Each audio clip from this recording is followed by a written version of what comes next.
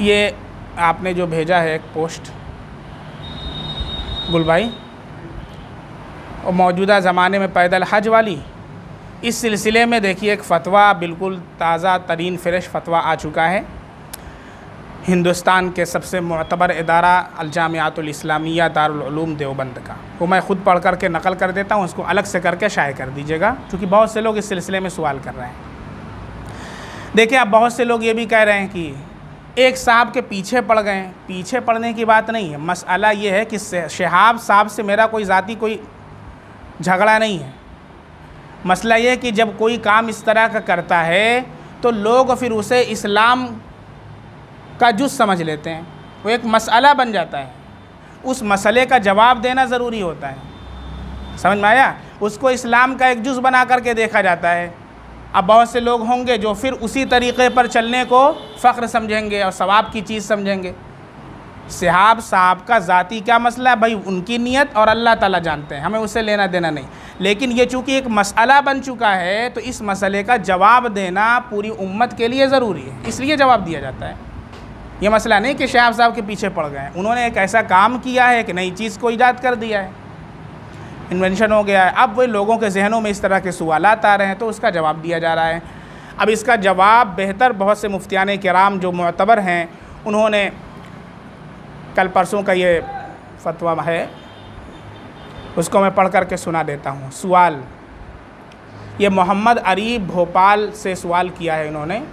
भाई शहाब जो कि पैदल सफ़र हज के लिए निकले हैं, उनके इस अमल के बारे में उलमाए देवबंद की क्या राय है? बिस्मिल्लाहिर्रहमानिर्रहीम। ये पूरा फतवा मैं पढ़कर सुना देता हूँ आप हज़रात, और इसको भी आप उसके साथ लगा दीजिएगा वीडियो के साथ। हामिदा व मुसल्लिया व मुसल्लिमा अल जवाब व बिल्लाहि तौफ़ीक़। पैदल हज करने के बारे में हज़रत मुफ्ती किफ़ायतुल्लाह साहब देहलवी क़ुद्दिसा सिर्रुहु तहरीर फरमाते हैं। ये मुफ्ती आज़म हिंद थे, हिंदुस्तान के सबसे बड़े अपने वक्त के मुफ्ती किफ़ायतुल्लाह साहब थे।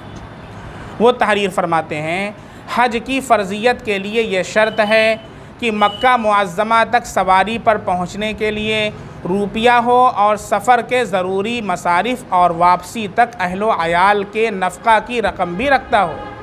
जिसके पास इतनी रकम न हो कि वह सवारी पर जा सके, उस पर पैदल जाकर हज करना फ़र्ज़ नहीं। लेकिन अगर कोई शख्स पैदल हज करे तो नाजायज़ भी नहीं, मगर उसके लिए ये शर्त है कि वो पैदल चलने की ताकत रखता हो, ताकि रास्ते की तकलीफ़ से दिली तंगी और दुश्वारी पेश न आए, और ये पैदल जाना महज सवाब और रज़ाए इलाही के लिए हो। शर्त है पैदल जाना महज सवाब और रज़ाए इलाही के लिए हो, शोहरत और नामवरी मकसूद न हो। अपने इस फ़ेल को अखबारात और इश्तिहारात के ज़रिए शोहरत देना नाजायज़ है। अपने इस फ़ेल को अखबारात और इश्तिहारात के ज़रिए या फेसबुक पर डाल करके या फिर उस पर यूट्यूब पर डाल करके रोज़ाना अपलोड करना कि हम हज के लिए जा रहे हैं, देखो देखो हमारे साथ कितने लोग जा रहे हैं, ये नाजायज़ है कि इसमें सिवाय शोहरत के और कोई फ़ायदा नहीं, एक पैसे का सवाब नहीं मिलेगा। जिन बुज़ुर्गों ने ऐसे काम किए हैं उन्होंने हत्तल इम्कान छुपाने की सही की है। चुनांचे हज़रत हसन बसरी रहमतुल्लाह अलैह के बारे में आता है, उन्होंने पैदल सफ़र किया, लेकिन ये कब मालूम चल रहा है? जब मैं आपको बता रहा हूँ। इससे पहले मालूम था आपको? उन्होंने इतना छुपा करके अपना हज किया। तो जिन बुज़ुर्गों के बारे में इस तरह की बातें आती भी हैं तो उन्होंने हत्तल इम्कान छुपाने की कोशिश की है, और इसकी गरज़ भी रियाज़त और कहरे नफ्स है, ना कि इत्तिबाए सुन्नत। क्योंकि हज़रत सल्लल्लाहु अलैहि वसल्लम ने ना पैदल हज किया है, ना पैदल हज करने की तरगीब दी है। बल्कि एक औरत ने मन्नत मानी थी कि पैदल हज करूँगी, तो आप सल्लल्लाहु अलैहि वसल्लम ने उसके बारे में फ़रमाया था, मुरूहा फ़तरकब, उससे कहो कि सवारी पर सवार हो जाए। नीज़ हुज़ूर सल्लल्लाहु अलैहि वसल्लम ने ऐसे दुश्वार और मशक्क़त के काम इख्तियार करने से मना फ़रमाया है। खुदू मिनल आमाली मा तुतीक़ून फ़इन्नल्लाह ला यमिल्लु हत्ता तमिल्लु, मुस्लिम शरीफ की रिवायत है। यानी आमाल में जिसकी तुमको ताकत हो वो काम करो। अल्लाह के नबी ने इरशाद फरमाया। ये सही है कि अल्लाह ताला ने नफ्स की वुसाअत से ज़्यादा तकलीफ़ नहीं दी, इसीलिए उमूर शाक़ा फ़र्ज़ नहीं फ़रमाए, लेकिन किसी ख़ास मसलहत दीनिया से नफ्स को मक़हूर करने और रियाज़त की नीयत से कोई दुश्वार बात कोई शख्स इख्तियार करे तो बशर्ते कि वो रिया और शोहरत और नामवरी और मकबूलियत की नीयत से पाक हो तो जायज़ है, मगर इसको तरीक़े सुन्नत और अफ़ज़ल न समझा जाए, क्योंकि अफ़ज़ल वही अम्र है जो पूरे शौक़ रग़बत और निशात से हो, खा थोड़ा हो। लियुसल्ली अहदुकुम निशाता का हुक्म इसी पर शाहिद है। बुज़ुर्गों के प्यादा सफ़र हज को दलील बनाना भी दुरुस्त नहीं है कि उन जैसा खुलूस सफ़ाए क़ल्ब भी मुयस्सर नहीं। दूसरे उनके ये अफ़आल मसालिह मखसूसा पर बतौर रियाज़त मबनी थे, न ये कि जाद्दे मसलूका फ़िद्दीन यही था।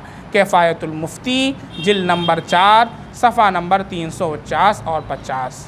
ये लिखा है उस्ताज़ मोहतरम मुफ्ती ज़ैनुल इस्लाम साहब कासमी ने, जो दारुल इफ्ता के मुफ्ती हैं, और इसी तरीक़े से इस पर दस्तखत है मुफ्ती हबीबुर रहमान साहब की, जो इस वक्त के सदर मुफ्ती हैं, और हज़रत मौलाना मुफ्ती महमूद हसन साहब बुलंदशहरी दामत बरकातुहुम की। इन हज़रात ने यह फ़तवा भी ताज़ा शाये किया है। हिंदुस्तान के ताज़ा तरीन सवाल के जवाब में इसको कसरत से शाये करें और लोगों तक ये बात पहुँचाएँ।